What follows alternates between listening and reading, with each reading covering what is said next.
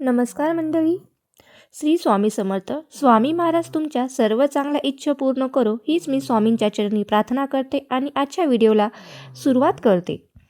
बघा, आजच्या या व्हिडिओमध्ये अत्यंत पवित्र आणि अत्यंत अनमोल असं जीवन बदलणार आहे. आज आपण चर्चा करणार आहोत 2026 मधलीच पहिलीच अंगारक चतुर्थी, जी 6 डिसेंबर 2026 रोजी मंगळवारी येत आहे. हा दिवस विशेष शक्तिशाली आणि कामाचा यश, समृद्धी आणि मंगलता देणारा मानला जातो.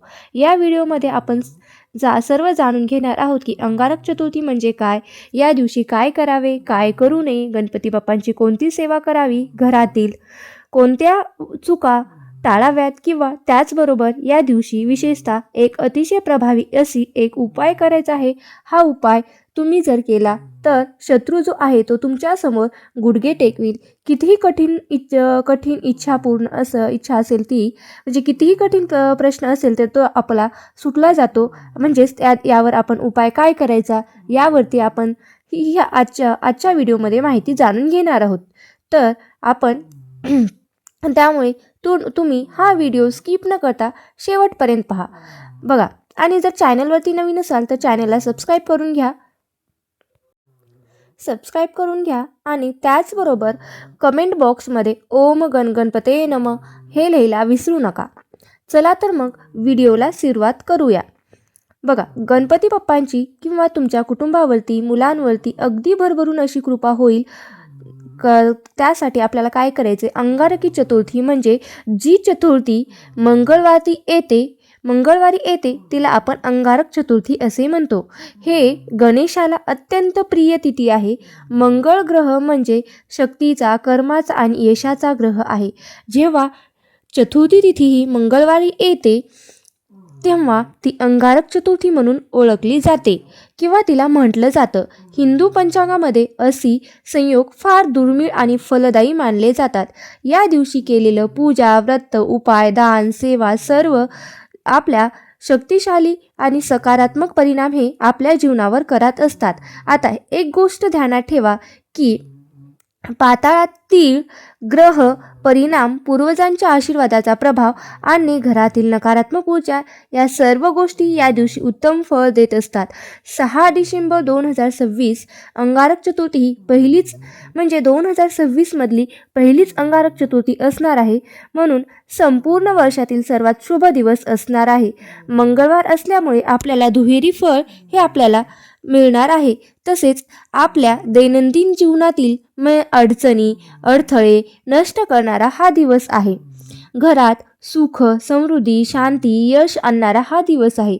ज्यांनी 6 डिसेंबर 2026 रोजी गणेशाची म्हणजे गणपती बाप्पाची उपासना केली आहे त्यांचे जीवन, व्यवसाय, नोकरी, आरोग्य, शिक्षण हे सर्व क्षेत्रामध्ये एकदम सकारात्मक बदल घडून येऊ शकतात. या दिवशी काय करावे, सकाळी लवकर उठावे. 4 ते 4:30 वाजेपर्यंत उठण्याचा प्रयत्न करा, म्हणजेच ब्रह्ममुहूर्तावर उठण्याचा प्रयत्न करा आणि गणपती बाप्पांचे स्मरण करा. सर्व पुण्य गुणांची वाढ करतात. स्नान करावे, स्वच्छ कपडे घालावे. हे तुमच्या शरीरातील नकारात्मक ऊर्जा दूर करतात आणि म्हणावे ओम गणपतये नमः असे म्हणावे आणि बाप्पांची मूर्ती एका तामणामध्ये घ्यावे. गणपती बाप्पांच्या मूर्तीवरती अभिषेक करावा. गणपती अथर्व शीर्षाचा किंवा ओम गणपतये नमः या मंत्राचा जप करत त्यानंतर आपल्याला गणपती बाप्पांना गंध, फुलं, अक्षदा अर्पण करायचे आहेत. दुर्वा अर्पण करायचे आहेत. 11 फळे असतील तर त्या पण अर्पण करायचे आणि नंतर नारळ अर्पण करा. मोदक हे सर्व गणेशाला भावनेने द्या. त्यानंतर दीप सुद्धा आपल्याला प्रज्वलित करायचा आहे. दीप जर शक्य असेल तर आपल्याला तुपाचा दिवा लावायचा आहे. नसेल तर तुम्ही तेलाचा दिवा सुद्धा लावला तरीही चालेल. आणि त्याचबरोबर गरजू व्यक्तींना या दिवशी दान करा. तांदूळ, फळे, दीप दान केलं तरीही चालेल. दान केल्याने काय होतं तर घरात समृद्धी वाढते. या दिवशी टाळाव्याच्या चुका म्हणजे या दिवशी कोणत्या चुका करायच्या नाहीत तर राग येणे, घरात वाद होणे, अपशब्द उद्गारणे देणे किंवा त्याचबरोबर मद्यपान करणे, हिंसा करणे, चोरी, कपटपणी करणे किंवा या सर्व गोष्टींचा किंवा नकारात्मक गोष्टींसुद्धा आपल्याजवळ येऊ द्यायच्या नाहीत. त्यामुळे या गोष्टी आवर्जून आपल्याला टाळायच्या आहेत. तसेच गणपती बाप्पा हे गणपती बाप्पांना पांढऱ्या फुलांचे विशेष महत्त्व आहे. तसेच गणपती बाप्पांना लाल ही फुलं आवडली जातात, त्यामुळे पांढरी फुलं पण तुम्ही आवर्जून अर्पण करा. तसेच तुम्ही गणपती बाप्पांना जास्वंदीचं लाल फूल सुद्धा तुम्ही अर्पण करू शकतात, कारण गणपती बाप्पांना जास्वंदीचं लाल फूल पण प्रिय आहे, ते पण तुम्ही अर्पण करू शकता. ही सर्व सेवा आणि भक्ती. तसं तर गणपती बाप्पा हा भक्तीचा भुकेला आहे, हे तर फक्त निमित्त मात्र आहे. तसेच देव हा कधीही भक्तीचा भुकेला असतो.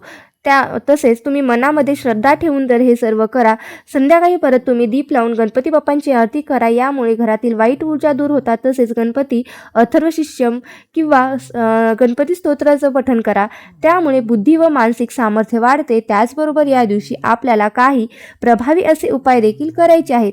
या दिवशी आपल्याला तुळस, त्याचबरोबर तुमच्या आजूबाजूला जर कुठे पिंपळाचं झाड असेल तर पिंपळाच्या झाडाची, तुळशीची आणि बेलाच्या झाडाची आपल्याला पूजा करायची आहे. आणि घरामध्ये आपल्या जे काही दुःख दारिद्र्य आहे ते दूर करण्यासाठी आपल्याला प्रार्थना करायची आहे.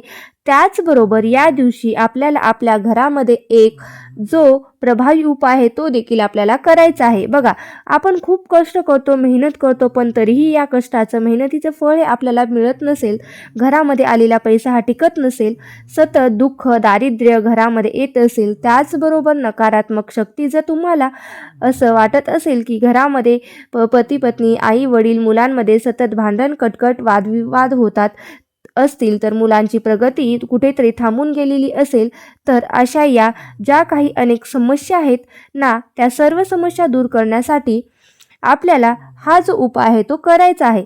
जर घरामध्ये धनप्राप्ती, लक्ष्मीप्राप्ती होत नसेल, त्यासाठीच तुम्ही हा जो उपाय आहे तो तुम्ही करू शकता. मनातील इच्छा पूर्ण करण्यासाठी तुम्ही हा उपाय आहे तो पण करू शकता.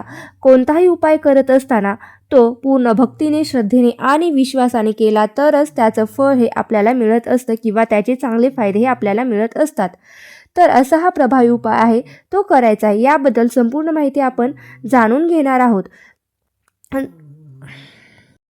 आता हा उपाय करण्यासाठी सकाळी लवकर उठा. सकाळी जर शक्य असेल तर 10 वाजण्याच्या अगोदर तुम्हाला हा उपाय आहे तो करायचा आहे. अगदी साधा सोपा आहे. यासाठी तुम्हाला काय करायचं आहे की तुमच्या आजूबाजूला जिथे कुठे पूजा साहित्याचं दुकान असेल, बघा, तिथे तुम्हाला जायचं आहे. तिथे गेल्यानंतर तुम्हाला एक विड्याचं पान जे आहे ते घ्यायचं आहे, ते घेऊन यायचं. विड्याचं पान सर्वांनाच माहीत आहे, ज्याला आपण खायचं पानसुद्धा म्हणतो, ज्याला पूजेमध्ये खूप महत्त्व असतं. विड्याचं पान हे 33 कोटी देवतांना प्रिय आहे. हे पान आहे, हे विड्याचं पान आपल्या घरामध्ये आणल्यानंतर सर्वात प्रथम ते स्वच्छ धुवून पुसून घ्यायचं आहे. गणपती बाप्पांसमोर आपल्याला एक छान दिवा लावून घ्यायचा आहे. हळद कुंकू घ्यायची आहे. हळदीमध्ये थोडंसं पाणी मिक्स करायचं आहे आणि तुमच्या मनातील जी काही इच्छा असेल ती इच्छा तुम्हाला या पानावरती लिहायची आहे. मग ती तुमची धनप्राप्ती असेल, लक्ष्मी प्राप्ती असेल, संबंधित नोकरी प्राप्ती असेल, किंवा एकाच शब्दामध्ये तुम्हाला इच्छा लिहायची असेल तर तुम्ही शत्रू त्रास देत असेल शत्रुनाश लिहा, किंवा मग काही धनप्राप्ती लिहू शकता किंवा नोकरी प्राप्ती लिहू शकता, प्रमोशन, जी काही तुमची इच्छा आहे ती तुम्ही लिहू शकता. तसेच मुलांची प्रगती असेही लिहू शकता. जे काही इच्छा असेल ती हळदीच्या साहाय्याने तुम्हाला पानावरती लिहायची आहे. त्यानंतर आपल्याला हे पान आपल्या हातामध्ये धरून 11 वेळेस ओम गण गणपते नम या मंत्राचा जप करायचा आहे. त्याचबरोबर एकदा गणपती अथर्वशीर्ष पठण करायचं आहे आणि गणपती बाप्पांच्या समोर तुम्हाला हे पान जे आहे ते ठेवायचं आहे. परत एकदा तुम्हाला गणपती बाप्पांना प्रार्थना करायची आहे, माझ्या जीवनातील जे काही दुःख संकट असेल ते दूर करा आणि तुमची जी काही इच्छा आहे त्यावरती लिहिली असेल ती माझी इच्छा आपण जी काही इच्छा लिहिलेली आहे ती गणपती बाप्पांच्या समोर ठेवायची आहे. आणि आपल्याला गणपती बाप्पांना प्रार्थना करायची आहे की त्यानंतर आपल्याला हे पान जे आहे तर ते उचलायचं आहे आणि ते उचलून तुम्हाला तुमच्या आजूबाजूला जिथे कुठे वाहती नदी असेल किंवा तलाव असेल, विहीर असेल, तर तिथे जाऊन ते तुम्हाला प्रवाहित करायचं आहे किंवा सोडून द्यायचं आहे. आता तलाव नसेल तर तुम्ही पिंपळाच्या झाडाखाली जरी हे पान ठेवलं तरीही चालू शकतं. तर अशा पद्धतीने आपल्याला हा जो उपाय आहे तो या दिवशी करायचा आहे. अगदी साधा सोपा उपाय आहे. तुम्ही या दिवशी करून बघा आणि बघा तुम्हाला याचे किती चांगले फायदे झाले. बघायला मिळाली ते हे नक्की मला कमेंट करून सांगा. झालेली सेवाही मी स्वामींच्या चरणी रुजू करते. आणि तुम्हाला जर हा माझा व्हिडिओ आवडला असेल तर नक्की लाईक करा, शेअर करा आणि चॅनलला सबस्क्राईब करायला विसरू नका. श्री स्वामी समर्थ. जय जय स्वामी समर्थ.